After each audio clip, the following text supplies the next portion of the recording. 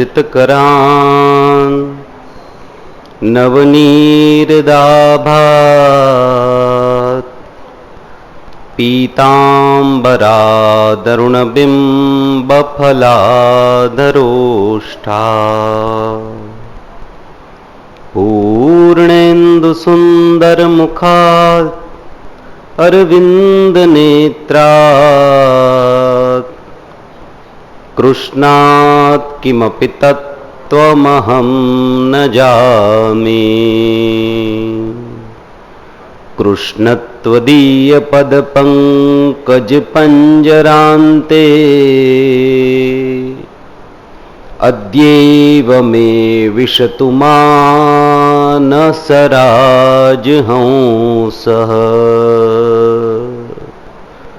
प्राणप्रयाणसमये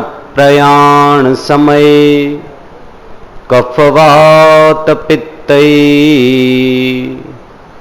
कण्ठावरोदनविधौ स्मरणं कुतस्ते। श्रीमदाचार्यचरणं शरणं सर्वदेहिनां समस्तदोषदहनं मस्तके राजतां मम। रतिर्विठ्ठलेशे मतिर्विठ्ठलेशे गतिर्विठ्ठलेशे सदा वै ममास्तु। यत्र योगेश्वर कृष्ण यत्र पार्थो धनुर्धर तत्र श्रीर्विजयोर्भूति ध्रुवा नितिर्मतिर्मम।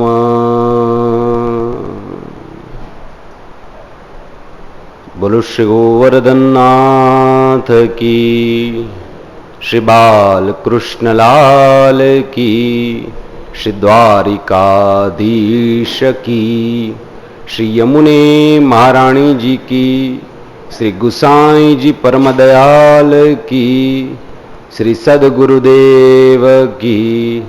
ओम नमो भगवते वासुदेवाय। સુખદેવ જી મહારાજ પરીક્ષિત રાજાને વર્ણન કરીશ. ભાગવતી લીલા મંગલમય કથા પ્રસંગોને સાંભળતા સાંભળતા જ્ઞાન યજ્ઞના તૃતીય દિવસે તૃતીય સ્કંદની કથા આપણે શ્રવણ કરી રહ્યા છીએ. એક રીતે જોવા જઈએ તો આપણે મનુ રાજાનો વંશ સાંભળી રહ્યા છીએ. આ પૃથ્વી ઉપર સૌ પ્રથમ મનુ રાજા અને શત્રુપા મહારાણી આવ્યા છે. સૌથી મોટા દીકરી દેવહૂતિના વિવાહ કરદમ નામના ઋષિ સાથે થયા છે. મનુ અને શત્રુપા બંને કન્યાદાન આપી પાછા રથમાં બેઠા અને ત્યાંથી રવાના થઈ ગયા. એમને ત્યાં 9 દીકરીઓનો જન્મ થયો છે.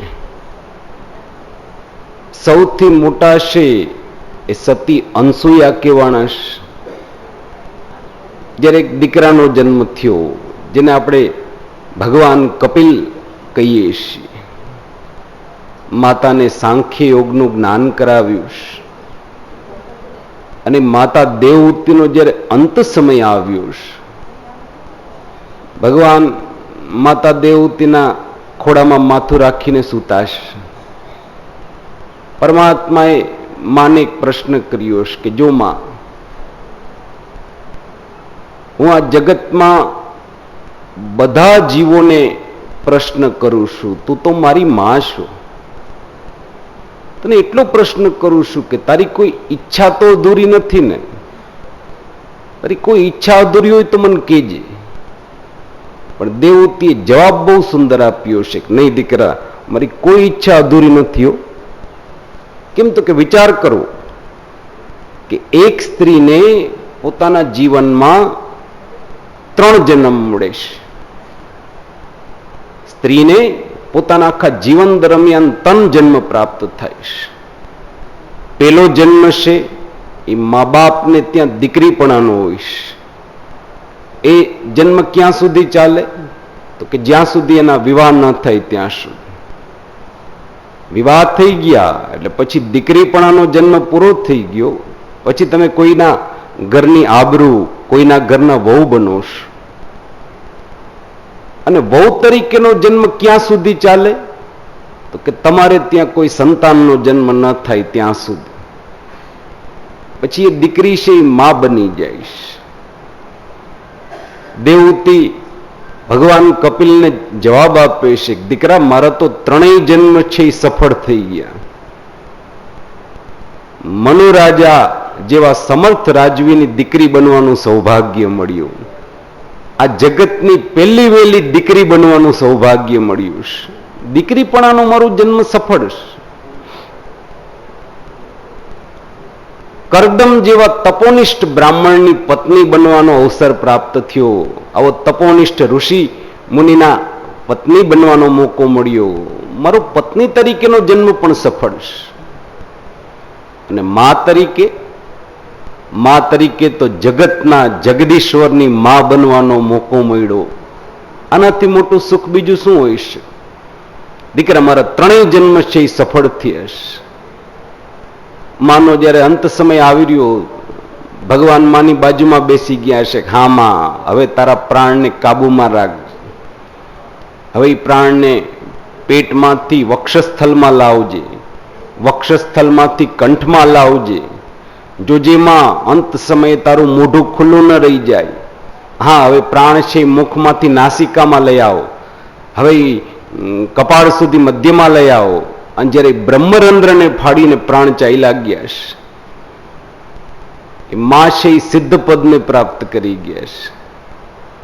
એ માં જ્યારે સ્વર્ગમાં પધાર્યા છે તો ત્યાં પણ ભગવાન કપિલ હાજર હતા. સામેથી આમ હાથ લંબાવ્યો છે, આવ માં, તારું સ્વાગત છે. દેવહૂતિ માને બહુ નવાઈ લાગી છે, દીકરા ત્યાં પણ તું હતો અને અહીંયા પણ તું જ છો. ભગવાને જવાબ આપ્યો છે કે ત્યાં દીકરા તરીકે હતો અને અહીંયા જગતના જગદીશ્વર તરીકે છું. જીવ કોઈ પણ ખાતાનો હોય છે. એમ કહેવાય છે કે વ્યક્તિ પોતે જેવા હોય એને ભગવાનને એવા જ ગમતા હોય. આપ જોજો, જેવા આપણે હોઈએ એવા જ આપણને પરમાત્મા ગમે.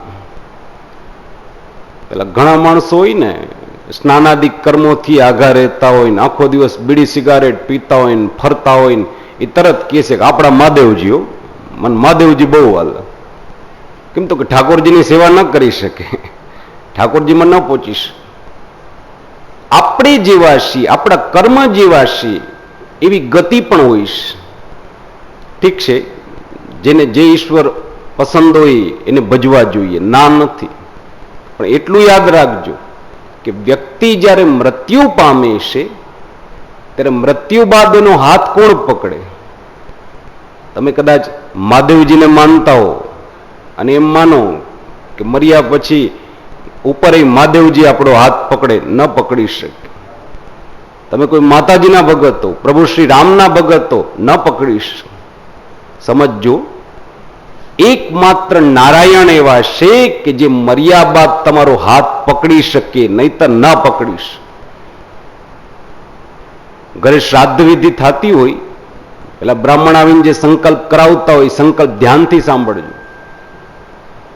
એ હંમેશા ભગવાન વિષ્ણુને એમ કહેશે કે હે ભગવાન વિષ્ણુ, આ જીવનો હાથ અમે તમારા હાથમાં દઈએ છીએ. આજ પરમાત્મા બોલ્યા હશે કે માં ત્યાં દીકરો હતો, અહીં જગતનો જગદીશ્વર છે. અને હું આ પદ ઉપર જે કોઈ જીવ આવે છે, સિદ્ધ પદ પામ્યા છું, એ દરેક જીવને પૂછું છું, બોલ તમારે શું જોઈએ છે? એ જે માંગે ને હું એને આપું છું. તું તો મારી માં છો, તને તો હું પેલા પૂછું છું, બોલ માં તારે કઈ જોઈએ છે? દેવહૂતિ માં એટલા પ્રસન્ન છે કે આજે દીકરાને કીધું છે કે જો દીકરા હું તો સફળ થઈ ગઈ કે મારો હાથ તું સ્વયં પકડી રહ્યો છે. પણ જગતની એવી કેટલી જનેતા હશે ને કે જેના દીકરા એને કોઈ સુખ નહીં આપ્યું હોય, એની પછવાડે કોઈ સત્કર્મ નહીં કર્યું હોય, એ બધી માનું શું થતું હશે? ભગવાને કીધું છે કે માં તું તારો વિચાર કર ને, બધાનો વિચાર શું કામ કરી રહીશ? દેવતીમાં એ પણ એવો જવાબ આપ્યો છે કે નહીં દીકરા, તું જગતનો જગદીશ્વર છો તો હું તારી એ માં છું. તને જગતની પડી હોય તો મને જગતની જનેતાઓની ન પડી હોય. દીકરા તારે મને કંઈક વરદાન જ દેવું છે ને તો પછી એક કામ કર, મારે વરદાન નથી જોઈતું, પણ આ સ્થાનને એટલું વરદાન આપ કે કોઈ પણ દીકરો કેમ નથી, ઓટીવાર દીકરો હોય, નાલાયક દીકરો હોય, જીવનભર એને પોતાની માને કોઈ સુખ ના આપ્યું હોય, પણ એવો પણ જો ઓટીવાર દીકરો આ જગ્યા ઉપર આવી અને પોતાની માનું શ્રાદ્ધ કરે, પોતાની માનું પિંડદાન કરે, તો દીકરા એ માનો હાથ તારે પકડવો પડશે. મને વચન આપ. અને પરમાત્મા ત્યારે વચને બંધાણા હતા કે હા માં, હું તારી પાસે વચને બંધાવું છું કે કોઈ પણ દીકરો જો આ જગ્યા ઉપર આવીને પિંડદાન કરશે ને તો એ માનો સ્વીકાર હું કરીશ, હું પોતેનો હાથ પકડીશ. એ જગ્યાનું નામ પડ્યું સિદ્ધ પદ. અપભ્રંશ થયો એટલે પછી એને આપણે સિદ્ધ પીઠ કહેવા લાગીએ છીએ. અને અત્યારે જેને આપણે સિદ્ધપુર કહીએ છીએ. આજે તમે સિદ્ધપુર ચાલ્યા જાઓ, ઘણા બધા પેલા ગોરબાપા ચોબાજી ત્યાં બધાની વિધિ પૂજા કરાવતા હોય, અને તમે ત્યાં બેસીને ધ્યાનથી સાંભળો તો એ જયારે સંકલ્પ કરતા હોય ત્યારે રીતસર બોલશે. એકવાર તો એ આમ આકાશમાં જોઈ અને સંકલ્પ કરશે કે હે દેવાદિદેવ ભગવાન કપિલ, અમને ખબર નથી કે આજે વિધિ કરી રહ્યો છે એ દીકરો પોતાની માને તારી શકશે કે કેમ, અમને ખબર નથી, પણ તમે તમારી મા પાસે વચને બંધાયેલા હતા ને કે એનો હાથ તમે પકડશો, તો એ માનો હાથ અમે તમારા હાથમાં મૂકી રહ્યા છીએ, એને આપ પકડજો. અને પરમાત્મા એનો સ્વીકાર કરવો પડે છે. એ પરમાત્મા કપિલનું ચરિત્ર છે. આપણે મનુ રાજાની દીકરીઓનો વંશ સાંભળી રહ્યા છીએ ને, સૌથી મોટા દેવહૂતિ દીકરી હતા જેને ત્યાં ભગવાન કપિલનો જન્મ. બીજા દીકરી હતા જેનું નામ હતું આકુતિ. જો મનુ રાજાની બધી દીકરીઓએ અવતારોને જન્મ આપ્યો છે. આકુતિના વિવાહ છે રુચિક નામના મુનિ સાથે થયા છે. એને ત્યાં યજ્ઞ નારાયણ અને દક્ષિણા એવા પત્ની એનો જન્મ થયો છે. એક જોડલાનો જન્મ થયો છે. અને ત્રીજા દીકરી જેનું નામ હતું પ્રસૂતિ દેવી. પ્રસૂતિ દેવીના વિવાહ દક્ષ નામના પ્રજાપતિ સાથે થયા છે. એને ત્યાં 16 કન્યાઓનો જન્મ થયો છે, જેમાં સતી ભવાની પણ હતા, જેને આપણે ભવાની, ઉમિયા, સતી કહીને બોલાવીએ છીએ. સતીના વિવાહ મહાદેવજી સાથે કરવામાં આવ્યા છે. એકવાર સસરા જમાઈ વચ્ચે ઝઘડો થઈ ગયો, મહાદેવજી અને દક્ષ વચ્ચે ઝઘડો થઈ ગયો છે. અને ઝઘડાનું પરિણામ એ આવ્યું કે સતી બળીને ભસ્મ થઈ ગયા છે. વિદુરજી આ બધી કથા મૈત્રી મુનિ પાસે સાંભળી રહ્યા છે ને, એને મૈત્રી મુનિને સીધો પ્રશ્ન જ કરી દીધો છે કે ઉભારીઓ મહારાજ, એક વાતનો જવાબ આપો. સંસારના કોઈ સસરા જમાઈ વચ્ચે ઝઘડો થાય ને તો હજી સમય જા, પણ મહાદેવજી જેવા જમાઈ હોય, દક્ષ જેવા સસરા હોય, અને એ બંને વચ્ચે ઝઘડો કઈ રીતે થાય? કેમ તો કે દક્ષ એવા પિતા હતા કે જેને દીકરાઓ કરતા દીકરીઓ વધારે વાલી હતી. એ દાક્ષાયણ કહેવાના છે કે જેને દીકરીઓ વાલી છે. દક્ષનું બીજું નામ હતું દુહિતૃવત્સલ. દુહિતૃવત્સલ મતલબ કે જેને દીકરીઓ વાલી હોય. અને જે બાપને દીકરીઓ વધારે વાલી હોય ને એ પછી જમાઈ સાથે જાજો ઝઘડો ન કરે. કેમ તો કે એને ખબર છે કે ઝઘડો અમારી વચ્ચે થશે અને ભોગવવાનું મારી દીકરીને આવશે. એ ક્યારેય જમાઈ સાથે જાજો ઝઘડો ન કરે. તો દક્ષ તો એવા પિતા છે કે જેને દીકરીઓ વાલી અને જમાઈ પણ કોણ? મહાદેવજી જેવા જમાઈ. ભવેન શીલવતામ શ્રેષ્ઠ, જે શીલવાનોમાં શ્રેષ્ઠ છે એની વચ્ચે ઝઘડો થયો. મહાદેવજીને ક્યારેય ગુસ્સો ના આવે. શીલવાનોમાં શ્રેષ્ઠ સ્વરૂપ જેનું એની વચ્ચે ઝઘડો, અને એવો ઝઘડો કે સતી ભવાની બળીને રાખ થઈ ગયા. તો એવું તવડું શું થયું હતું? મૈત્રી મુનિ જવાબ આપે છે કે વિદુર, માનવ હોય કે દેવ હોય, આત્મપૂજાનો મોહ બધાને હોય છે. પછી માણસ હોય તોય ભલે કે દેવતા હોય તોય ભલે, આત્મપૂજા તો બધાને જોઈશ. અહંકારથી જ આ ઘટનાઓ બધી શરૂ થઈ. પૂર્વે દેવતાઓની સત્ર સભા યોજાણી હતી. દક્ષ પ્રજાપતિ છે એ મોટા આસન ઉપર આવીને બેસવાના પ્રજાપતિ બન્યા. આજની ભાષામાં કહું ને તો ગ્રામ પંચાયતની ચૂંટણી જીતી ગયા હતા. મોટી ચૂંટણી જીતી ગયા હતા. અને જ્યારે એ દેવતાઓના સિંહાસન ઉપર આવીને બેસવા જઈ રહ્યા હતા, એ સભામાં બધા હાજર છે, બધા આવ્યા છે. બ્રહ્માજી આવ્યા, મહાદેવજી આવ્યા, બાકીના દેવતાઓ આવ્યા. એક ભગવાન વિષ્ણુ નતા પધાર્યા. બધા આવીને સભામાં બેઠા છે. દક્ષ પણ બધાની વચ્ચેથી આમ ચાલ્યા આવે છે. અને મોટા માણસ હતા ભાઈ, પાછા પ્રજાપતિ બની ગયા એટલે એ સભામાં આવ્યા એટલે બધા ઊભા થઈ ગયા છે. ઊભા થઈ અને બધા એમનું માન જાળવ્યું છે. દક્ષે પણ જોયું છે કે હા, બધા ઊભા થઈ રહ્યા છો, મારું માન જાળવી રહ્યા છે. અને જાળવવું જ જોઈએ. આજ નહીં જાળવે તો ક્યારે જાળવશે? અરે હું પ્રજાપતિ બન્યો છું, આજ તો મારું માન જાળવવું જ જોઈએ. એ જરા વધારે ઊંચું માથું કરીને ચાલવા ગયા છે, વધારે અભિમાન આવ્યું છે. શાસ્ત્ર એમ કહે છે કે માન દેવા વાળા તમને ઘણું માન દેશ. તમારે વસ્તુ જોવાની છે કે માન અભિમાનમાં ન બદલી જાય. માન દેવા વાળા તો ઘણું માન આપશે, એ વ્યક્તિએ જોવાનું છે. આપ વિચારજો, અમે જયારે કથા વાંચવા આવીએ છીએ તો ઘણા બધા ઊભા થઈ જાઓ છો, રસ્તો આપી દો છો, વંદન કરો છો. એ કોને કરો છો? કોઈ વ્યક્તિને કરો છો? તો કે ના, આ જગ્યાને, આ સ્થાનને વંદન છે. માની લ્યો કે મારી જગ્યાએ બીજો કોઈ કથાકાર હોત તો એ વંદન એને કરતા હોત, એ માન સન્માન એને પ્રાપ્ત થાય. સન્માન ક્યારેય કોઈ વ્યક્તિનું નથી હોતું, એ સ્થાનનું હોય છે. અને વ્યક્તિએ પણ સમજવું જોઈએ કે કેટલું માન લઈ શકાય અને કેટલું છોડી દેવાનું હોય છે. માન દેવા વાળા તો ઘણું બધું માન આપશે. એટલે તમે જો,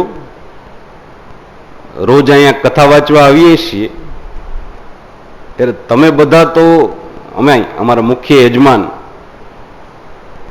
યજમાન તો મને પછી પગે લાગશે, હું યજમાનને રોજ પેલા પગે લાગુ છું. તમે ધ્યાનથી જોયું હશે, તમને ખબર હશે, યજમાન મને પછી પગે લાગે છે, એ પેલા હું યજમાનને રોજ પગે લાગુ છું. કઈ રીતે?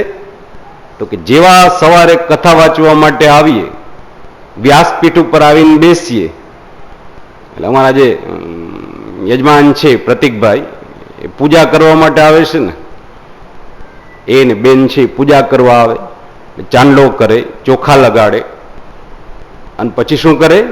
હાર પહેરાવે છે ને.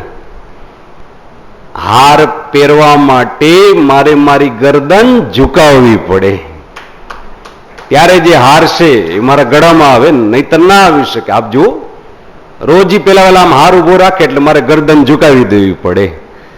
એ હાર શું કામ પહેરાવવામાં આવે છે? કથાકારની હાર શું કામ હોય? તો કઈ જ્ઞાન કરાવવામાં આવે છે કે અભિમાનને માથા ઉપર સવાર ન થવા દેતા હો, એના માટે હાર પહેરાવવામાં આવે છે. એનું નામ હાર છે, એ જીત નથી હો તમારી, સમજજો. હાર પહેરવું કોઈ મોટી, એ તમારી હાર છે, એ જીત નથી હોત. ઠાકોરજીને કઈ વસ્તુ આવે છે? હું 3 દિવસથી જોઉં છું, કોઈ ઠાકોરજીને સુંદર માલા પધરાવી જઈશ. હું જે પહેરું છું એ હાર છે. જ્યારે ઠાકોરજીને કઈ વસ્તુ આવે છે તો કે માલાજી આવે છે. તો પછી મનમાં એમ પ્રશ્ન થાય ને કે લે હાર ને માલામાં ફેર શું? તો કે બહુ સીધો સાદો ફેર છે. જેને પહેરવા માટે ગરદન ઝુકાવવી પડે એ હાર છે, અને જે પહેરવા માટે ગરદન ઝુકાવવી ન પડે એને માલા કહેવાય. અથવા સાદી ભાષામાં વાત કરીએ ને, સાવ દેશી ભાષામાં, તો જેના બે છેડા ગાંઠ વાળેલા હોય, ભેગા હોય, એ હાર છે. અને જેના બે છેડા આમ ખુલ્લા હોય, છૂટા હોય, એ માલાજી હોય. અને ઠાકોરજીને હંમેશા માલાજી આવે ને, હાર ના આવે. આપણે સીધે સીધા માલાજી લઈ અને ઠાકોરજીના કંઠમાં પધરાવી શકે. એના માટે ઠાકોરજીને ગરદન ઝુકાવી ન પડે. તો વિચારજો, કથાકારને જ્ઞાન કરવામાં આવે છે કે અભિમાન ન થવું જોઈએ. માન ગમે એટલું સ્વીકારો, ના નથી, પણ એ માન અભિમાનમાં ન પરિણામી જવું. દક્ષ છે મોટા માણસ છે ભાઈ, આબરૂદાર સંપત્તિશાળી તો પેલાથી હતા, પાછા પ્રજાપતિ બન્યા, અભિમાનમાં ઓર વધારો થયો. મોટા માણસ પાછા ચૂંટણી જીતી ગયા, અને પાછા બધાની વચ્ચેથી ચાલ્યા આવતા હતા, એટલે બધાએ ઊભા થઈને માન આપ્યું. અભિમાનમાં ઓર વધારો થયો છે. અમારે સંસ્કૃત ભાષામાં એક કહાવત છે, મર્કટસ્ય સુરાપાનમ. મર્કટસ્ય, મર્કટ એટલે વાંદરો. એક તો વાંદરાનું બચ્ચું જન્મજાત તોફાની તો હોય જ, ઠેકડા મારતું જ હોય. મર્કટસ્ય સુરાપાનમ, વાંદરાના બચ્ચાને કોઈએ દારૂ પીવડાવ્યો. સુરાપાનમ, એક તો જન્મજાત વાંદરો, પાછો એને દારૂ પી લીધો. મર્કટસ્ય સુરાપાનમ તતો વૃશ્ચિક દંશનમ, પછી દારૂ પીધેલા વાંદરાને પગમાં વીછી કરેડ્યો. તન્મધ્યે ભૂત સંચારમ, પેલા એ વાંદરો, પછી એને દારૂ પીધો, પછી એને વીછી કરેડ્યો, અને પછી એને ભૂત વળી ગયું. વિચાર તો કરો. યદવા તદવા ભવિષ્યતિ, પછી ન કરે એટલા તોફાન ઓછા છે ને, ન કરે એટલા ધમ પછાડા ઓછા ને. એક તો વાંદરો, પાછો દારૂ પીધો, પાછો એને વીછી કરેડ્યો, અને પછી એને ભૂત વળી ગયું. પછી કઈ બાકી રાખે? એમ દક્ષ પ્રજાપતિ સંપત્તિશાળી તો પેલાથી હતું, એનું અભિમાન તો પેલાથી હતું.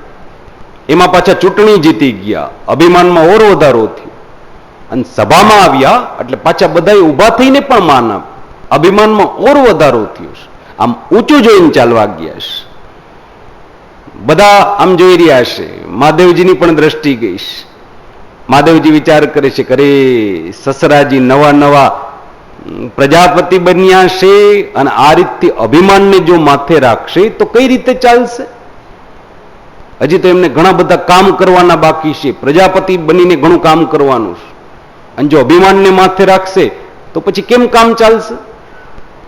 વળી મહાદેવજીને વિચાર થયો છે કે મારાથી એમ કેમ સલાહ આપી શકાય?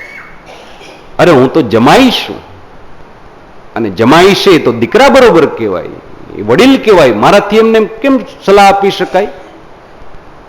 વળી મનમાં પ્રશ્ન થયો છે કે નહીં નહીં, આપણે ક્યાં સલાહ આપવીશ? અરે આપણે એમના પગ પકડી લેશે, બસ બે પગ પકડીને કહીશ કે જુઓ મને માફ કરી દેજો, હું જમાઈ છું, વધારે સલાહ ના આપીશ, પણ એટલું જરૂર કહું છું પિતા કે આ અભિમાનને હંમેશા તમારાથી છેટું રાખજો, નહીતર તમારો વિનાશ કરી નાખશો, વાર નહીં લાગે. હજી તો એ વિચાર કરી રહ્યા હતા, એવામાં દક્ષ બધાની વચ્ચેથી ચાલ્યા ગયા અને મુખ્ય સિંહાસન સુધી પણ પહોંચી ગયા છે. મહાદેવજી વિચારોમાં એવા પરોવાયેલા રહ્યા કે બધા ઊભા થયા હતા, પણ મહાદેવજી ઊભા ન થયા. એ આ વિચારોમાં એવા પરોવાયેલા રહ્યા કે ઊભા થવાનું ભૂલી ગયા છે. પછી તો મહાદેવજીએ વિચાર કર્યો છે કે અરે બધા ઊભા થઈ ગયા પણ ઊભો નથી થયો. વળી થયું છે કોઈ વાંધો નહીં, સભા પૂરી થશે ને પછી હું માફી માંગી લઈશ. એ તો આવા વિચાર કરીને બેઠા છે. દક્ષ ચાલતા ચાલતા મુખ્ય સિંહાસન સુધી આવ્યા છે. બે બાજુ આમ દ્રષ્ટિ કરી રહ્યા છે. બધા ઊભા હતા, માત્ર બે જ જણા ઊભા નથી. એક બ્રહ્માજી ઊભા નથી, એક મહાદેવજી ઊભા નથી. દક્ષ વિચાર કરે છે કે બ્રહ્માજી ઊભા ન થયા એ તો સમજી શકાય, કેમ તો કે બ્રહ્માજી મારા પિતા હશે, મારા તાત, દાઢીના માથાના બધા વાળ સફેદ થઈ ગયા છે. દીકરો ગમે એટલો મોટો માણસ બને પણ એ જ્યારે ચાઈલો આવે ને ત્યારે બાપને ઊભા થવાની જરૂર નથી હોતી, એ પિતા છે ભાઈ. પણ શિવ તો મારા જમાઈ છે ને, એ શું કામ ઊભા ન થયા? એને તો માન જાળવવું જોઈએ. એકવાર તો દક્ષને ગુસ્સો આવ્યો છે, અને ગુસ્સો આવવાના રસ્તા ઘણા બધા છે, પણ ગુસ્સાને બહાર નીકળવાનો રસ્તો એ તો માત્ર એક જ છે ને, મોઢા દ્વારા. મોઢા દ્વારા જ ગુસ્સો હંમેશા બહાર નીકળે. આજે પણ દક્ષને એટલો બધો ગુસ્સો આવી રહ્યો છે, આમ રહી નથી શકતો. એકવાર તો બેસી ગયા છે, એ બેઠા એટલે આખી સભા બેસી ગઈ છે, પણ બધા બેસી ગયા એટલે હવે દક્ષ ઉભા થયા છે. પેલો ગુસ્સો એવો છે ને, અકળાઈ રહ્યા છે, રહી નથી શકતો, બહાર કાઢવો જરૂરી છે. ઉભા થઈને બોલ્યા છે કે જુઓ, હું આજે પ્રજાપતિ બન્યો છું, પણ પ્રજાપતિ બન્યા પછી પેલી કબૂલાત તો એ કરું છું કે મેં મારા જીવનમાં એક બહુ મોટી ભૂલ કરી નાખીશ. અને ભૂલ એ છે કે મેં મારી દીકરી સતી ભવાની આ મહાદેવને પરણાવી દીધી. આ મારા જીવનની મોટામાં મોટી ભૂલ છે કે મેં મારી દીકરી આ શિવને પરણાવી દીધી. અને દીકરી પણ કેવી? દક્ષ બોલ્યા છે, સુનૈના, હરણાના બચ્ચાની જેવી આંખો હોય એવી આંખો વાળી દીકરી પરણાવી કોની સાથે? મર્કટસ્ય લોચને, એક વાંદરા જેવી આંખો વાળા સાથે મેં મારી દીકરીને પરણાવી દીધી. આમ અનાપ શનાપ બોલવા લાગ્યા છે. મહાદેવજીને રીતસર મેણું માર્યું છે કે એક વાંદરા જેવી આંખો વાળા સાથે મેં મારી દીકરીને પરણાવી દીધી. નહીતર આપ વિચાર કરો, બધા દેવી દેવતા છે, પણ સૌથી કરુણામય જો કોઈના નેત્ર હોય તો એ મહાદેવજીના છે. તમે ક્યારેક મહાદેવજીના નેત્રના દર્શન કરો, પેલા તો અધ ખુલ્લા હશે, અડધા ખુલ્લા અને અડધા બંધ હશે. આખા ખુલ્લા નહીં હોય, આખા બંધ નહીં હોય. એમના નેત્રમાંથી રીતસરામ કરુણા છલકાતી હોય છે. આ દક્ષ બોલ્યા છે, વાંદરા જેવી આંખો વાળા સાથે મેં મારી દીકરીને પરણાવી દીધી છે, જેની દરેક વસ્તુ અમંગલ હતી. સ્થાન અમંગલ, વેશ અમંગલ. અરે માણસો ભવન મારીએ, મકાન મારીએ, રાજમહેલ મારીએ, જ્યારે આ શિવ સ્મશાનમાં જઈને વાસ કરે છે, અપવિત્ર જગ્યાએ વાસ કરે છે. લોકો પોતાના શરીર ઉપર રેશમના વસ્ત્ર પહેરે, જરીના વસ્ત્ર પહેરે. જ્યારે આ મહાદેવ છે એ મૃગચર્મ, મરેલા પ્રાણીઓના ચામડા વીંટાડીને ફરે છે. અરે શરીર ઉપર કોઈ સુગંધિત પદાર્થ કે ચંદન નથી લગાડતા, પણ એ સ્મશાનની રાખ ચોપડીને ફરે છે. ગળામાં કોઈ મૌક્તિકની માળા કે હીરાની માળા નથી પહેરતા, મૂંડકાઓની માળા પહેરે છે. જેની દરેક વસ્તુ અમંગળ છે એની સાથે મેં દીકરીને પરણાવી દીધી છે. મહાદેવજી વિશે અનાપ શનાપ બોલવા લાગ્યા છે. પણ મહાદેવજીને કોઈ વાતનો ગુસ્સો નથી આવી રહ્યો. મહાદેવજી તો આમ નીચે જોઈને મલકાઈ રહ્યા છે. મનમાં વિચાર કરે છે કે મને તો એમ કે સસરાજીની માથે અભિમાનના છાટણા થયા હતા, પણ અહીંયા છાટણા નહીં, અહીંયા તો આખી હેલી હોઈ પડી છે. પણ એ પણ મહાદેવજી છે ને, ભવે શીલવતામ શ્રેષ્ઠ, એને ક્યારેય ગુસ્સો ના આવે. મહાદેવજીને કોઈ ગુસ્સો નથી આવી રહ્યો. એ મનમાં વિચાર કરે છે કે ભલે ને તમે ગમે એટલા મેણા મારો, તમારે જે બોલવું હોય એ બોલો, ગમે એટલી નિંદા કરો. એ નિંદા તમે તમારા મોઢેથી કરો છો ને, મારા સુધી તો એ ચોટતી નથી, મને એ લાગતી જ નથી. અને જો એ મારા સુધી નિંદા આવતી જ નથી તો પછી મારે જવાબ દેવાની શું જરૂરત છે ભાઈ? આપ વિચારજો. કોઈ પણ માણસ તમને ગમે એટલી ગાળો આપે, નિંદા કરે, જો તમે એની નિંદાનો સ્વીકાર કરી લીધો તો વાત પૂરી થઈ ગઈ, ત્યાં ને ત્યાં પૂરી થઈ ગઈ. પણ જો તમે એ નિંદાનો સ્વીકાર ન કરો તો, એની લીધેલી ગાળો તમે ન લ્યો, સ્વીકાર ન કરો તો શું થાય? કંઈક ને કંઈક તો એ શબ્દનો પ્રયોગ થવો જોઈએ ને.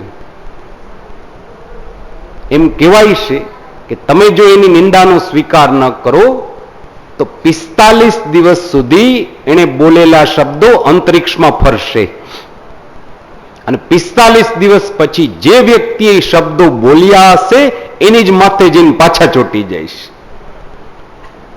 પેલા મની ઓર્ડર જેવું ખાતું છે કે તમે કોઈને મની ઓર્ડર લખો, સામેવાળો જો સ્વીકારી લે તો વાત પૂરી થઈ ગઈ.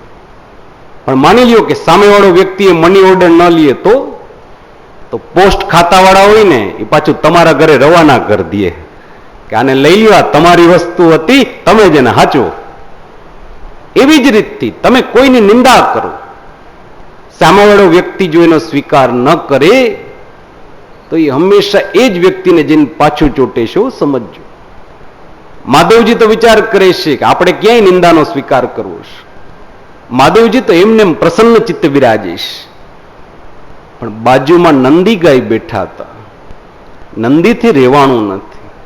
એને ઊભા થઈ અને દક્ષને પણ જવાબ આપ્યો છે કે મહારાજ, ઊંચા આસન ઉપર બેસી ગયા એટલે મન ફાવે એમ બોલી રહ્યા છો? તમને બધું કહેવાનો અધિકાર પ્રાપ્ત થઈ ગયો છે? જરા વિચારો તો ખરા કે તમે નિંદા કોની કરી રહ્યા છો? અરે જે વ્યક્તિની નિંદા કરી રહ્યા છો ને એ દેવાધિદેવ મહાદેવજી છો. તમને બોલતા જરાય વિચાર નથી આવતો. અને એટલું કહેવાની ઈચ્છા, દરેક ગામમાં મહાદેવજીનું મંદિર હોય છે. દરેક ગામમાં. કોઈ ગામ એવું નહીં હોય કે જ્યાં મહાદેવજીનું મંદિર નહીં હોય. અને મહાદેવજીના મંદિરમાં જઈને તમે દર્શન કરો, સવારના 7 વાગે જાઓ તો દરવાજા ખુલ્લા, બપોરના જાઓ તો દરવાજા ખુલ્લા, અને રાતના 12 વાગે જાઓ તો મંદિરના દરવાજા તો ખુલ્લા જ હોય ને. કેમ? તો કે મહાદેવજી છે ભાઈ. ઠાકોરજીનો ક્રમ જુદો હોય છે, સ્વરૂપ બંને છે. પણ ઠાકોરજીના મંદિરમાં તમે દર્શન કરવા જાઓ તો ઠાકોરજીના મંદિરનો અમુક નક્કી કરેલો ટાઈમ હોય ને કે સવારે 6:30 કે 7 વાગે મંગળા ખુલી જાય, પછી શિંગારના દર્શન ખુલે, પછી રાજભોગના દર્શન ખુલે, ફરી પાછા ઉત્થાપનના ખુલે અને સાંજે શેનના દર્શન. મહાદેવજીનું મંદિર 24 કલાક ખુલ્લું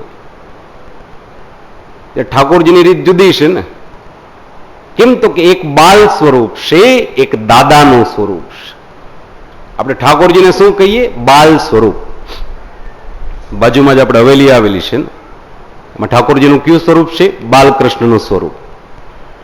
જો આ બે સ્વરૂપના ભેદની કથા નથી, પણ સમજવાની જરૂર છે. ઠાકોરજીનું ખાતું કેવું છે? તો કે સવારે 7 વાગે જાગે, ભોગ સ્વીકારી લે, વળી પાછા દર્શન બંધ થઈ જાય, વળી ભગવાન નાહી ધોઈને તૈયાર થઈ જાય, શિંગાર થઈ જાય એટલે પાછા કહેશે કે લાવો હવે શિંગાર ભોગ લાવો. જાગે ત્યારથી ભોગ માગશે, વળી શિંગાર થઈ જાય, અડધો કલાક થઈ જાય એટલે ભગવાન પાછા કહેશે કે લે હવે બહાર શેરીમાં રમવા જાઉં છું, હવે ગ્વાલ ભોગ લાવો. વળી 1-1.5 કલાક બહાર રમી આવશે, પાછું બપોરનું ટાણું થાય એટલે 12 વાગે આવીને કહેશે ને કે હવે રાજભોગ લાવો. પાછી ભૂખ લાગી, વળી રાજભોગ લઈને 4-5 કલાક હોઈ જાય, 5 વાગે ઉઠીને પાછા કહેશે ને કે હવે ઉત્થાપન ભોગ લાવો.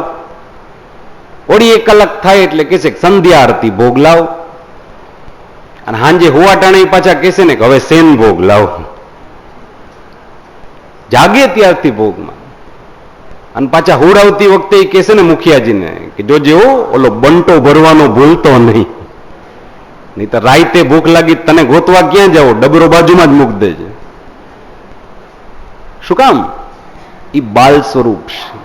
જયારે મહાદેવજીનું સ્વરૂપ બાલ સ્વરૂપ નથી. આપણે એને શંકર દાદા કહીશ. ઘરડા માણસોનું કેવું હોય? જો ઘરડા માણસો જાજી વાર ભોજન નાખવા દેશે ને, પણ તમે પાડોશીને એમ કહો કે મારા દાદીબા ગુજરી ગયા છે અને ઉઠમણું તમારા ઘરે રાખવું છે, રાખવા દેશે? કોઈ રાખવા દે? એક મહાદેવજી એવા છે કે જે એમ કહેશે કે હા મારા ઘરે તો ઉઠમણું રાખ. મહાદેવજીના મંદિરે ઉઠમણું પણ હોઈ શકે, બીજે ક્યાંય હોય ન શકે. તુરંત કહેશે કે હું જરાય અપવિત્ર નથી થતો. સ્વરૂપ કેવું છે એ સમજો. એ શીલવાનોમાં શ્રેષ્ઠ કહેવામાં આવ્યા છે. આ દક્ષ અનાપ શનાપ બોલી રહ્યા છે. પાછા આટલેથી અટકતા નથી, આગળ બોલી રહ્યા છે કે મેં તો મારી દીકરી પરણાવીને એ ભૂલ કરી દીધીશ, પણ આજે એ ભૂલ હવે હું સુધારી રહ્યો છું.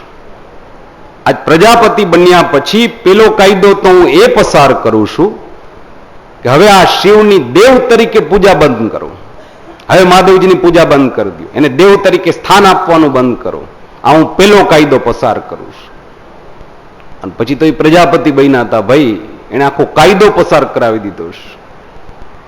માણસોએ પણ વિચાર કર્યો છે કે મહાદેવજી જે યજ્ઞમાં ન હોય એવો આપણે યજ્ઞ કરવો જ નહીં. જે કર્મમાં મહાદેવજીનું સ્થાન ન હોય એવું કર્મ જ શું કામ કરી? ધીમે ધીમે યજ્ઞ કર્મ એ બધા બંધ થવા લાગ્યા છે. મંત્રીઓ આવી અને દક્ષને સમજાવે છે કે મહારાજ કાયદો તો ઘડ્યો, પણ જરા કડક કાયદો ઘડ્યો છે. મહાદેવજીની મહત્તા એવી છે કે માણસો યજ્ઞો નથી કરતા, કર્મ નથી કરતા.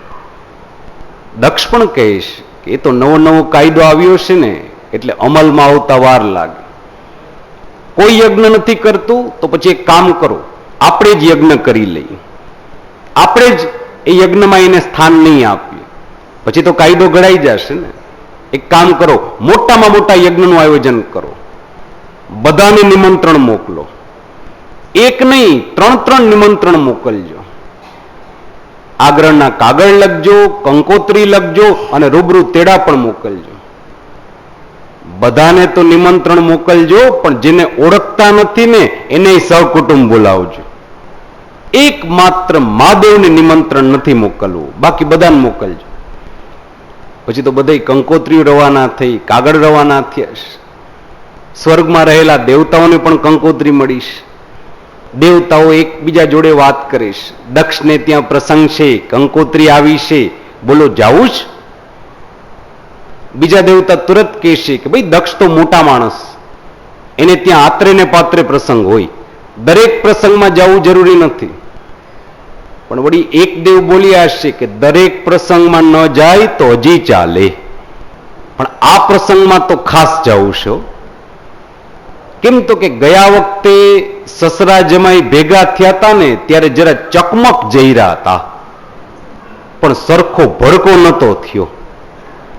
આ વખતે સસરાજીને ત્યાં પ્રસંગ છે તો જમાઈ તો આવશે જ ને, અને જમાઈ આવશે તો બંને વચ્ચે ઝઘડો થશે, ભડકો થશે. અને જો ઝઘડો થશે તો આપણને ઝઘડો જોવાની તો મજા આવશે, આપણને ઝઘડો જોવાની મજા આવશે.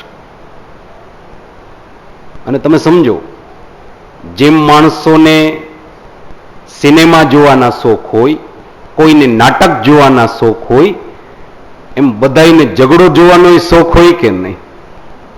ઝઘડો જોવાનો શોખ હોય છે. અરે આપણે ત્યાં કહેવત છે કે તમાશાને તેડું ન હોય. તમે સવારના 5 વાગ્યામાં હાથમાં મંજીરાન, ગળામાં ઢોલક ને કરતાલ લઈ અને આખા ગામમાં નીકળી પડો, પ્રભાત ફેરી કાઢો. હાથમાં મંજીરા લઈને શ્રી કૃષ્ણ ગોવિંદ, હરે મુરારી, હેનાથ નારા, યણવાસુદેવાય. સવારના 5 વાગ્યાથી નીકળી પડો અને બપોરના 2 વાગ્યા સુધી ફરો. કોઈ તમને પાણીનું નહીં પૂછે.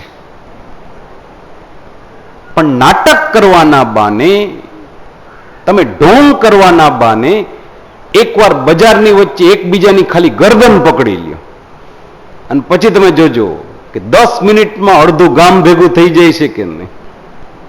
કોઈને બોલાવા ન જવા પડે, બધા એની મેળા આવી જાય છે. કેમ તો કે ઝઘડો ચાલી રહ્યો છે ને. ઝઘડા જોવાનો શોખ બધાને છે. ઘણા પાછી એવી ડાઈ વાતો કરે કે ઝઘડો થાય ને ત્યાં અમે ઉભાઈ ન રહી, સીધા નીકળી જાય. એવા માણસો પાછા ઘરમાં જઈ ઘરના દરવાજા બંધ કરી અને તિરાડમાંથી તો બધું જોતા જ હોય ને, ત્યાંથી તો બધું જ હોય.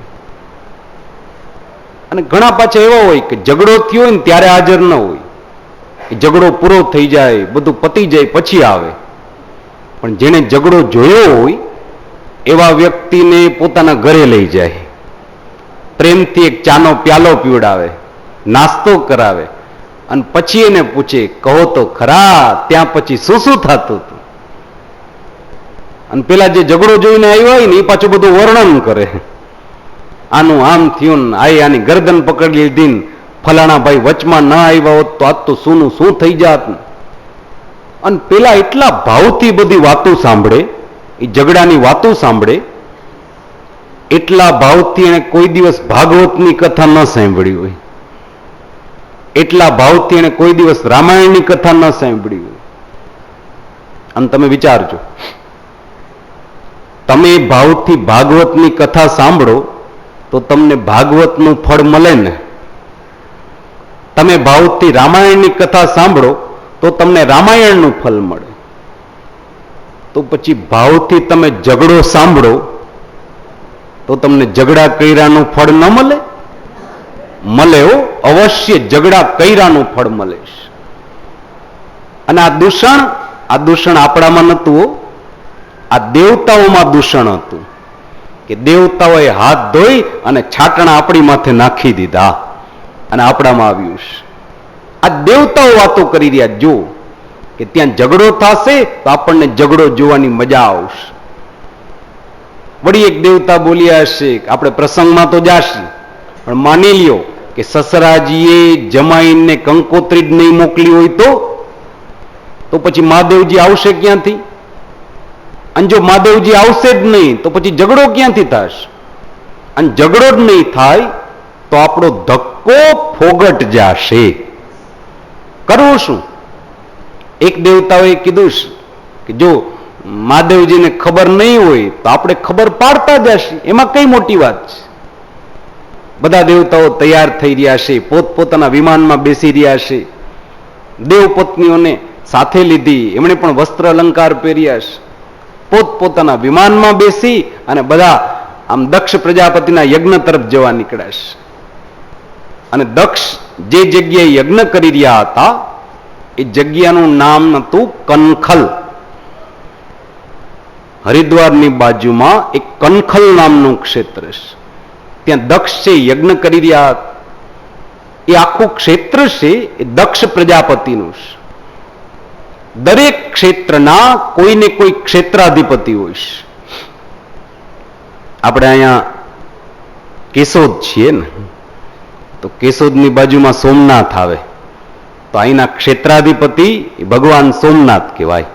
એ અહીંના ક્ષેત્રાધિપતિ કહેવાય. તમે અમારા ગામ જામનગર આવી જાઓ તો જામનગરના ક્ષેત્રાધિપતિ બદલી જાય, ત્યાં પછી દ્વારકાધીશ પ્રભુ આવી જાય. બ્રાહ્મણ તમને સંકલ્પ કરાવતો હોય ને તોય ત્યાં એમ કહેશે કે દ્વારિકા ક્ષેત્રે, આ ભગવાન દ્વારકાધીશ પ્રભુનું ક્ષેત્ર. પણ જો તમે રંગપુરમાં આવો તો ત્યાં પછી બ્રાહ્મણને બોલવું પડે કે સોમનાથ ક્ષેત્ર. પણ એ ક્યાં સુધી?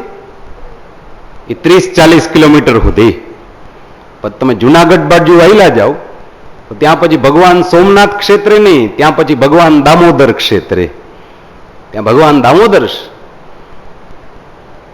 એવી જ રીતે તમે નાથા દ્વારા ચાલ્યા જાઓ તો ત્યાં શ્રીનાથજી બાવાનું ક્ષેત્ર નથી હો, સમજજો. નાથ દ્વારા એ શ્રીજી બાવાના ક્ષેત્રાધિપતિનું નથી. ત્યાંના ક્ષેત્રાધિપતિ છે ચાર ભુજાજી. આજે તમે નાથ દ્વારા ચાલ્યા જાઓ અને ત્યાં કોઈને પૂછો કે આ જગ્યાના માલિક કોણ, ક્ષેત્રાધિપતિ કોણ, એ તુરંત કહેશે ચાર ભુજાજી. શ્રીનાથજીનો ઇતિહાસ એમ કહીશ કે શ્રીનાથજી જયારે મેવાડ પધાર્યા, શ્રીનાથજી બાવાની વાતે ગાતે સવારી નીકળી, ધામધૂમપૂર્વક સવારી નીકળીશ, ત્યારે એક ક્ષેત્રમાં ચાર ભુજાજી બિરાજતા. એ પણ પરમાત્માનું જ સ્વરૂપ છે, ચાર ભુજાવાળું છે. પણ એ ચાર ભુજાજીના મંદિરની પાસેથી શ્રીજી બાવાની જેવી સવારી નીકળી એટલે શ્રીજી બાવા થોડો વખત ચાર ભુજાજીને મળવા આવી ગયા અને બંને સ્વરૂપો આમ હિંડોળે સાથે ઝૂલી રહ્યા હતા. પણ ત્યારે ચાર ભુજાજીના મોઢા ઉપર આમ આનંદ નતો, ચિંતા હતી. શ્રીનાથજીની દ્રષ્ટિ ગઈ, પ્રશ્ન કર્યો કે ચાર ભુજાજી એક વાતનો જવાબ આપો, હું તમારા ક્ષેત્રમાં આવ્યો એ તમને ગમ્યું નથી? ચાર ભુજાજીએ કીધું છે કે નહીં નહીં, એવી કોઈ વાત નથી પ્રભુ, મને બહુ ગમ્યું. તો પછી તમારા મોઢા ઉપર આમ આનંદ કેમ નથી દેખાતો? ચાર ભુજાજીએ કીધું છે કે એટલા માટે પ્રભુ કે અત્યાર સુધી આ ક્ષેત્ર મારું હતું, પણ હવે આપ પધાર્યા છો અને આપ પધારશો પછી મારી તો કોઈ કિંમત નહીં રહે ને, પછી મારા દર્શન કરવા માટે કોણ આવશે? શ્રીનાથજીએ કીધું છે કે જો તમને એવું લાગતું હોય કે તમારી કિંમત નહીં રહે, તો પછી હું તમને વચન આપું છું બસ, કે તમારા ક્ષેત્રમાંથી કોઈ વસ્તુ સ્વીકારીશ નહીં, તમારા ક્ષેત્રની કોઈ વસ્તુનો હું સ્વીકાર નહીં કરું. પછી તો ચારભુજાજીએ પણ કીધું છે કે નહીં નહીં પ્રભુ, એમ ન ચાલે, કાંઈક તો લેવું જ પડશે. ત્યારે શ્રીજી બાબાએ એટલું કીધું છે કે તો પછી એક કામ કરો, હું તમારા ક્ષેત્રમાંથી માત્ર 3 જ વસ્તુ સ્વીકારીશ: ફૂલ, તુલસી અને લાકડા. આ 3 સિવાય કોઈ વસ્તુ તમારા ક્ષેત્રની નહીં લઉં. આજની તારીખે તમે નાથદ્વારા ચાલ્યા જાઓ, મંદિરમાં જઈને પૂછો કે આ બધી સંપત્તિ, આ જે કંઈ અનાજ, કરિયાણું, આ બધું ક્યાંથી આવે છે? ઘીના ડબ્બા, આ બધું ક્યાંથી આવે છે? એટલે તરત કહેશે કે મેવાડની બહારથી આવે. ત્યાંનું ન વાપરી, ત્યાંની વસ્તુ 3: ફૂલ, તુલસી અને લાકડા. તો ત્યાંના ક્ષેત્રાધિપતિ કોણ? એ ચારભુજાજી. અરે તમે ગોકુલ મથુરા ચાલ્યા જાઓ, ગોકુલ મથુરાના ક્ષેત્રાધિપતિ ઠાકોરજી? તો કે ના, ત્યાંના ક્ષેત્રાધિપતિ શ્રી ભૂતેશ્વર મહાદેવ. આજે તમે ગોકુલ ચાલ્યા જાઓ, મથુરા ચાલ્યા જાઓ, અને વ્રજના ચોબાજી હોય ને એને પૂછી જોજો કે આ ક્ષેત્રના ક્ષેત્રાધિપતિ કોણ, એટલે તરત કહેશે કે ભૂતેશ્વર મહાદેવજી. એવી જ રીતથી તમે હરિદ્વારમાં આવો તો ત્યાંના ક્ષેત્રાધિપતિ દક્ષ પ્રજાપતિ કહેવાના છે. આજે તમે હરિદ્વાર જાઓ, એની બાજુમાં કંખલ આવેલું છે, ત્યાં આજે પણ એક યજ્ઞ કુંડ અખંડ બળી રહ્યો છે કે જ્યાં દક્ષે યજ્ઞ કર્યો. દેવતાઓ કનખલ જવા માટે નીકળ્યા, સ્વર્ગથી કનખલ જવું હતું, પણ ચતુરાઈ એ કરી કે વાયા કૈલાસ થઈ અને બધાએ વિમાનને ઉડાડ્યા છે. બધાએ ચતુરાઈ કરીશ કે મહાદેવજીને ખબર નહીં હોય તો ચાલો આપણે ખબર પાડતા જાય. બધા આમ કૈલાસ ઉપરથી પોતપોતાના વિમાન ઉડાડે છે. મહાદેવજી તો ક્યાંય દેખાણા નહીં, પણ સતી ભવાની હાથમાં આવી ગયા છે. સતી ભવાની બગીચામાં ફૂલ તોડી રહ્યા હતા. આ એક ઘટના થોડી વાર બધા યાદ રાખજો કે સતી ભવાની બગીચામાં ફૂલ તોડી રહ્યા છે. બસ આટલી વાત યાદ રાખજો. એ ત્યાં ફૂલ તોડી રહ્યા હતા. દેવતાઓએ વિચાર કર્યો છે કે ચાલો મહાદેવજી સુધી તો નહીં પહોંચી શકાય, બાપા તો હાથમાં નહીં આવે, બા સુધી સમાચાર પહોંચાડી દો, બાપા સુધી એની મેળે પહોંચી જશે. એ સતી ભવાની ત્યાં ફૂલ તોડી રહ્યા હતા. દેવતાઓએ ચતુરાઈપૂર્વક પોતપોતાના વિમાન સેજામ નીચે ઉતાર્યા છે. એકબીજા જોડે જોર જોરથી વાતો કરે. કઈ બાજુ જઈ રહ્યા છો? બીજા દેવતા તુરંત કહેશે કે દક્ષના યજ્ઞમાં જઈ રહ્યા છે. સામેવાળા દેવતા કહેશે કે ઓહો, તો સથવારો છે, ચાલો બધા ભેગા જ જઈએ. આમ તો જાવું નતું, પણ 3 નિમંત્રણ મળ્યા છે. પેલા આગ્રહના કાગળે લખાણા, કંકોત્રી પણ મળી અને રૂબરૂ તેડા પણ આવ્યા છે. 3 નિમંત્રણ મળ્યા એટલે એમ થયું કે ચાલો હવે તો હાજરી આપી આવ્યો. સામેવાળા દેવતા કહેશે કે સથવારો છે, ચાલો ભેગા જઈએ. સતી ભવાનીએ જ્યારે આ સાંભળ્યું છે કે મારા પિતાને ત્યાં યજ્ઞ છે, આ દીકરી બહુ આનંદમાં આવી છે. અને એક વસ્તુ વિચારજો, પિતાના આંગણે પ્રસંગ હોય તો સૌથી વધારે આનંદ કોના હૃદયમાં હોય છે? તો કે ઘરની દીકરીના હૃદયમાં. એનાથી વધારે કોઈના હૃદયમાં આનંદ નથી હોતો કે મારા બાપને ત્યાં પ્રસંગ છે. આ સતીને બહુ આનંદ થયો છે, કરે મારા પિતાને ત્યાં પ્રસંગ છે ને મને જ ખબર નથી. એકવાર તો દોડતા દોડતા મહાદેવજી પાસે આવ્યા છે. મહાદેવજી પાસે આવીને સતી બોલ્યા હશે કે પ્રભુ વધામણી, હું તમને વધામણી દેવા આવીશ. વધામણીની વાત આવી એટલે મહાદેવજીએ ખોબો ધરી દીધો છે કે વધામણી છે તો પછી લાવો ખોબામાં આપી દો. સતી બોલી છે કે એમ નહીં, વધામણી સાંભળી લ્યો, તમારા સસરાજીને ત્યાં બહુ મોટો પ્રસંગ છે.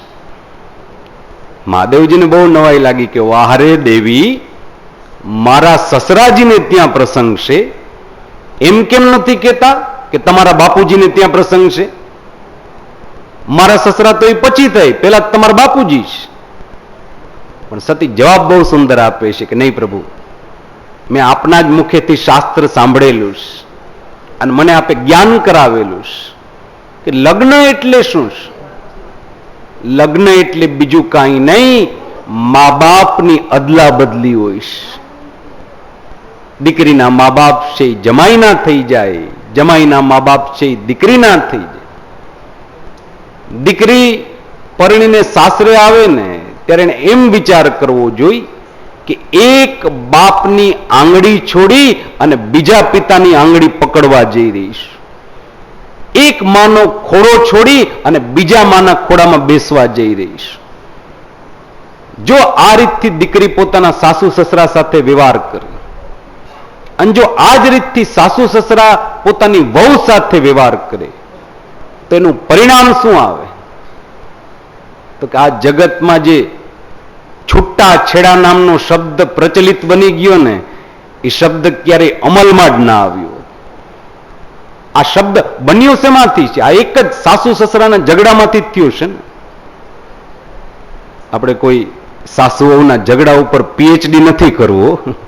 હું કોઈ જાજુ લાંબી વાત એના વિશે નહીં કરું, પણ વાતને સમજજો ખરા કે જો દરેક વહુ છે પોતાના સાસુ સસરાને એમ માને કે અમારા મા બાપ છે, અને દરેક સાસુ સસરા પોતાની વહુ માટે એમ વિચાર કરે કે આ મારી વહુ નથી, મારી વાલસોઈ પેટની દીકરી છે, તો એનું પરિણામ એ આવે કે જગતમાં ક્યાંય છૂટાછેડા ના આવી શકે. થોડાક ભણેલા ગણેલા માણસો હોય ને એના માટે એક નવી વસ્તુ આપો કે દરેક વસ્તુના સંસ્કૃત અર્થ નીકળે. આ કેમેરો છે ને એને સંસ્કૃતમાં કંઈક કહેવાતું હશે, લાઇટ નહીં કહેવાતું હશે. ગુજરાતીમાં આપણે છૂટાછેડા કહીએ, હિન્દીમાં આપણે તલાક કહીએ, અંગ્રેજીમાં ડાયવોર્સ કહીએ. સંસ્કૃતમાં શું કહેવાય?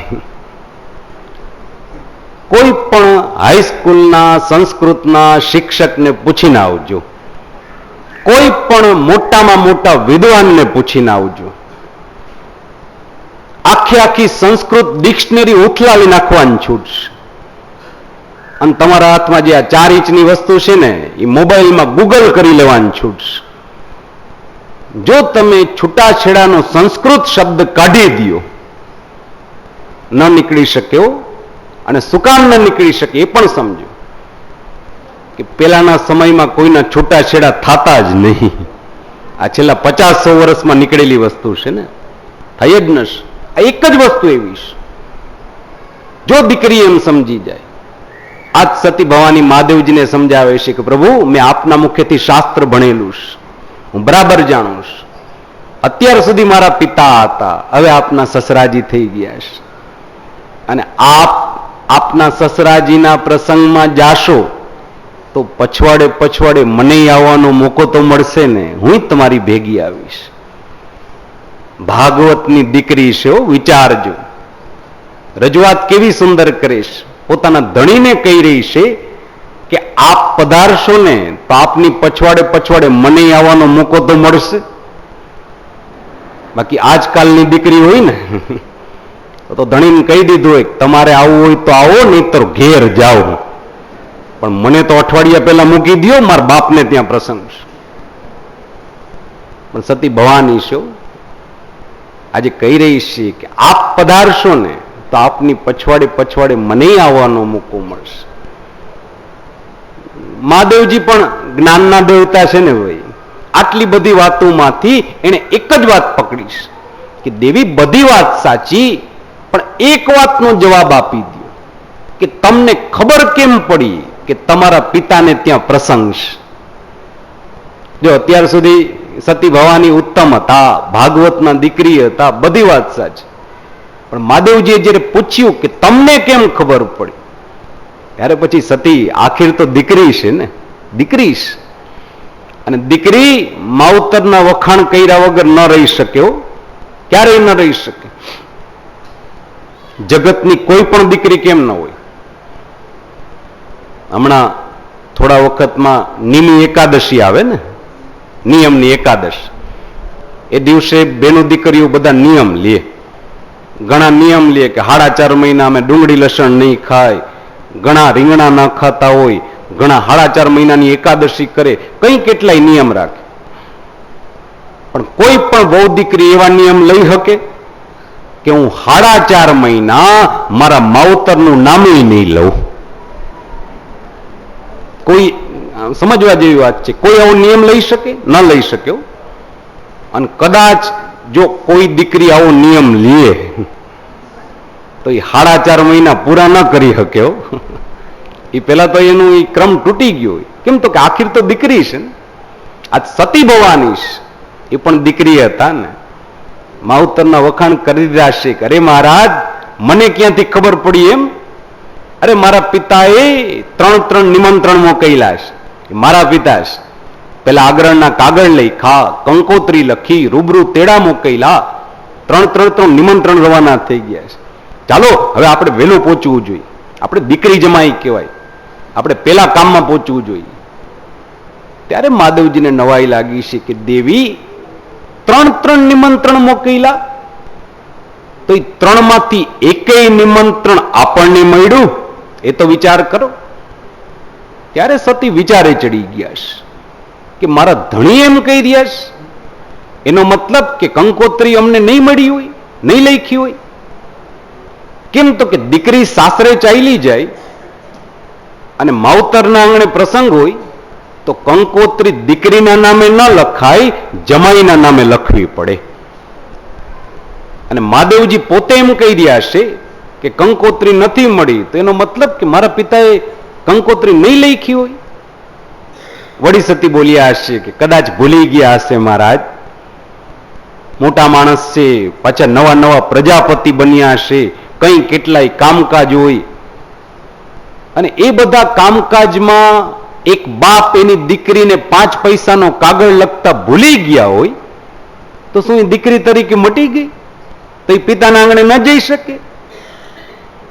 અરે મહારાજ, મેં આપના જ મુખેથી સાંભળ્યું છે કે દીકરી 3 ઘરે વગર નિમંત્રણે જઈ શકે. અને એ 3 ઘર ક્યાં છે?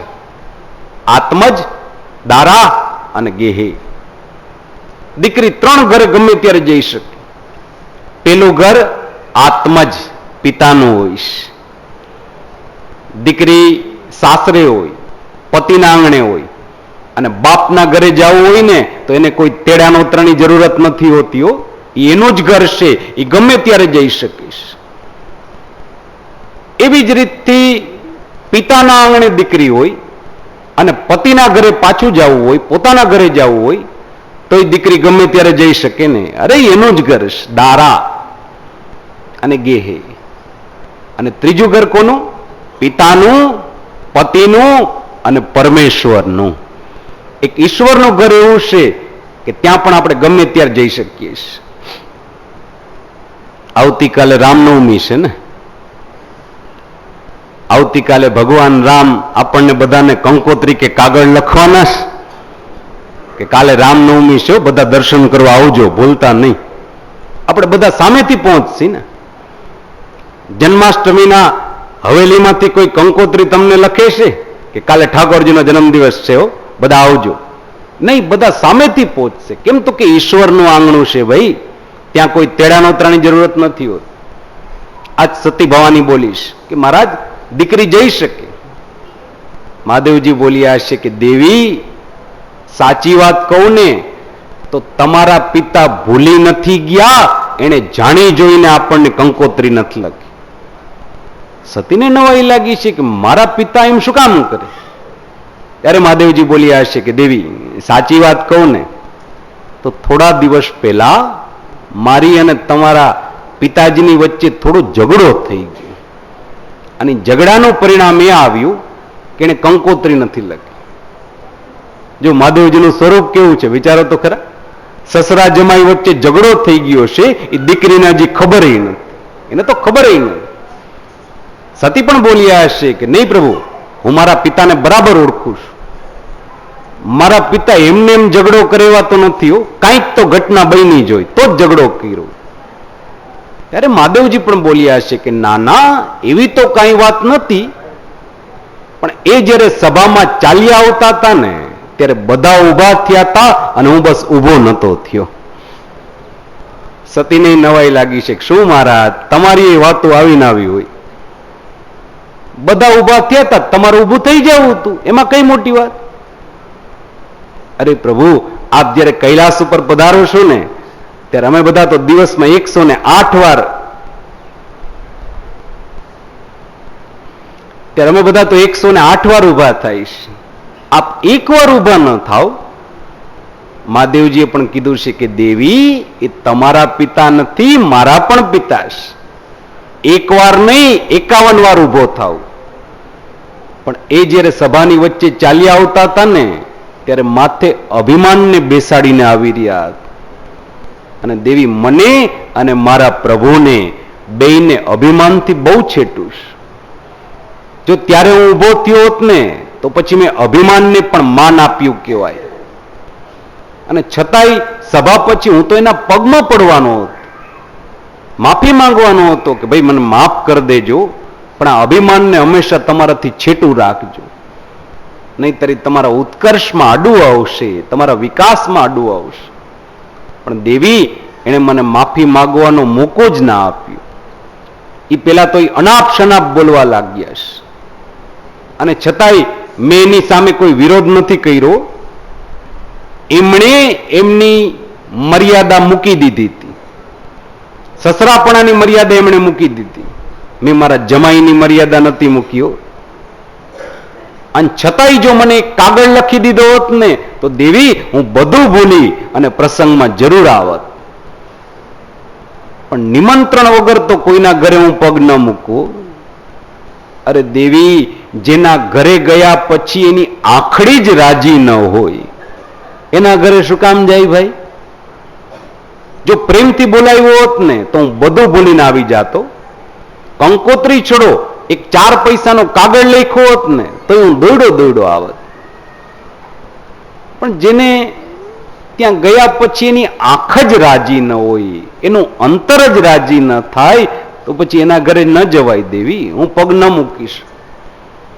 સતી બોલ્યા હશે કે કંકોત્રી ન લખી હોય તો કાંઈ નહીં, પણ આપ જ બોલ્યા હશે ને કે દીકરી 3 ઘરે જઈ શકે. મહાદેવજીએ કીધું છે કે હા, એ વાત સાચી છે, દીકરી 3 ઘરે વગર નિમંત્રણે જઈ શકે. સતી ભવાનીએ કીધું છે કે તો પછી હું તૈયારી કરું. મહાદેવજીએ કીધું છે કે જરૂર, તમારી ઈચ્છા. સતી ભવાનીએ કીધું છે કે હવે છેલ્લા પ્રશ્નોનો જવાબ આપી દો, આપ પધારશો કે નહીં? મહાદેવજીએ ના પાડી દીધી છે કે નહીં દેવી, હું તો નહીં જ આવી શકું, તમારે જવું હોય તો જાઓ, હું નહીં આવું. ઘણા માણસો પાસે તમે સલાહ લેવા જાઓ ને તો એ હા કે નામાં જવાબ ના આપે, એ ખાલી એટલું કહેશે કે તમને ઠીક લાગે એમ કરો. હા કે ના ન કે, તમને ઠીક લાગે એમ કરો. એ તમને ઠીક લાગે એમ એટલે તો કે એનો મતલબ કે આ હેરવેલી ફેરવેલી પડીકામાં વીંટાયેલી નાશો સીધે સીધી ના નથી પાડી શકતા, હેરવેલી ફેરવેલી ના, તમને ઠીક લાગે એમ કરજો. આજે મહાદેવજી ચતુરાઈ કરે છે. સતી ભવાની પૂછે છે કે મારે જવું જોઈએ? મહાદેવજી બોલ્યા છે કે એ તમને ઠીક લાગે એમ, બાકી હું ના આવીશ. સતી ઉદાસ થઈ ગયા છે કે નહીં, મારા ધણી ના આવતા હોય ને તો પછી મારે નથી જવું. પાછા બગીચામાં આવી ગયા છે. પણ બગીચામાં આવે, આકાશની તરફ દ્રષ્ટિ કરે, પેલા દેવતાઓ પોતપોતાના વિમાનમાં નવા લોગડા પહેરી કઈ બાજુ જઈ રહ્યા છો? દક્ષના યજ્ઞમાં જઈ રહ્યા છે. અને સતી ભવાનીનો મગજ ચાલ્યો જાય. એકવાર તો ક્રોધ આવી જાય છે કે હારું મારા બાપને ત્યાં પ્રસંગ છે. અને જો તો ખરા કે જેને કોઈ સંબંધ નહીં, જેને કંઈ લાગતે વળગતા નથી, એ બધા નવા નવા લુગડા પહેરીને જઈ રહ્યા છે, અને હું મારા બાપની વાલસોઈ દીકરી અને હું જ રહી જઈશ? નહીં, જાવું તો છે જો. પણ દોડતા દોડતા મહાદેવજી પાસે આવે, મહાદેવજીના સ્વરૂપને જોયે અને સતીશી પાછા ઢીલા પડી જાય. 2-4 વાર સતી ભવાની દોડતા દોડતા આવ્યા છે. મહાદેવજીથી પણ રહેવાનું નથી. એણે સતીને પણ કીધું છે કે દેવી અસમંજસમાં ન પડો, નક્કી કરો કે જાવું છે કે નથી જાવું. સતી બોલ્યા છે કે નહીં, જાવું છે, જઈશ તો ખરા, તો પછી તૈયારી કરો, ચાલો. સતી પિતાના આંગણે પ્રસંગમાં જવાની તૈયારી કરવા લાગ્યા છે. આ તરફ મહાદેવજીએ નંદીને બોલાવ્યા છે. નંદી જેવા બાજુમાં આવ્યા એટલે મહાદેવજીએ નંદીને પ્રશ્ન કર્યો છે કે નંદી, તમને અમારા વિવાહ યાદ છે? નંદીએ કીધું છે કે પ્રભુ કેવી વાત કરો છો, આપના લગ્ન કઈ થોડા ભૂલાય. અરે આપના જયારે સતી ભવાની સાથે વિવાહ થઈ રહ્યા હતા ને, ત્યારે અમે બધા ભૂત પ્રેત પિશાચ ગણો અમે બધા ખૂબ આનંદ કર્યો છે. નાચ્યા કૂદ્યા, ઢોલ નગારા વગાડ્યા, કૈલાસના એક એક પગથિયે દીપમાળા પ્રગટાવી, અવેલ ગલાલની છોડો ઉડાડી છે. મહાદેવજી જવાબ આપે છે કે બસ નંદી, આજે એટલી જ ધામધૂમ કરવીશ.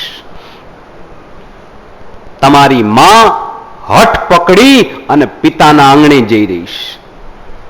અને એટલું યાદ રાખજો કે હઠ કરીને જઈ રહી છે તો આ કૈલાસના પગથિયા ઉતરી ગયા પછી એ પાછા નથી ચડવાના, બીજી વાર પાછા ક્યારેય ઘરમાં નથી આવવાના. નંદીનામ નવાઈ લાગી ગઈ છે, પ્રભુ આપ શું બોલી રહ્યા છો? મહાદેવજીએ કીધું છે કે સમજી વિચારીને કહું છું, હવે સતી પાછા નથી આવવા. જેટલા ધામધૂમ પૂર્વક મારા ઘરની લક્ષ્મીને હું ઘરમાં લાવ્યો તો એટલા ધામધૂમ પૂર્વક આજે પાછી વિદાય પણ કરવીશ. એ મારા ઘરની લક્ષ્મી, એને હું વિદાય પણ એવી જ કરીશ. નંદી જેવી લગ્નમાં ધામધૂમ કરી હતી એવી ધામધૂમ આજે પણ કરો.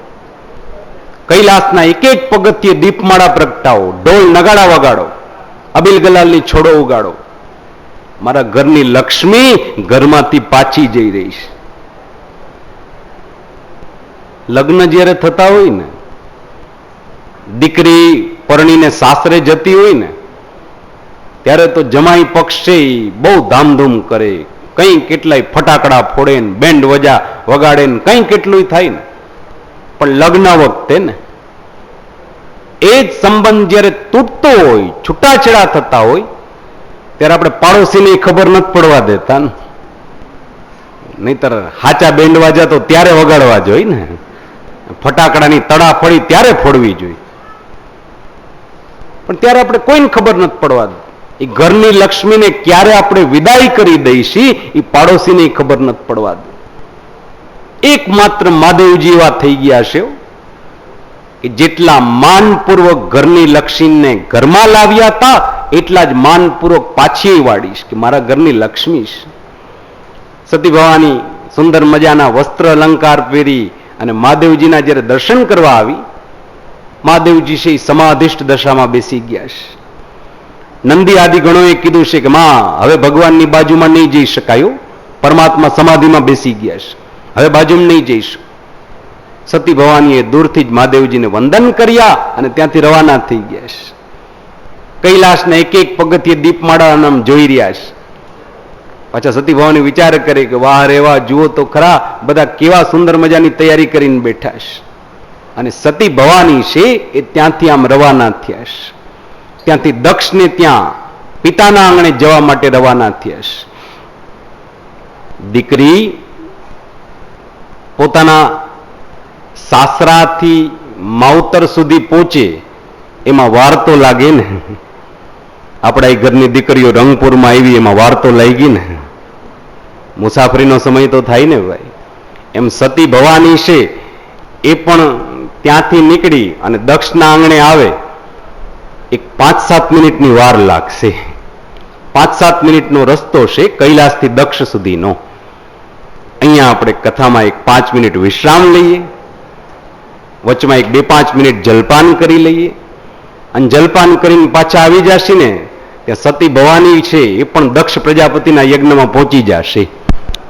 તો વચમાં એક 2-5 મિનિટનો વિશ્રામ લઈએ, બધા આનંદથી જલપાન કરી લ્યો, પુનઃ કથામાં આગળ વધીશું. શ્રી ગોવર્ધનનાથ.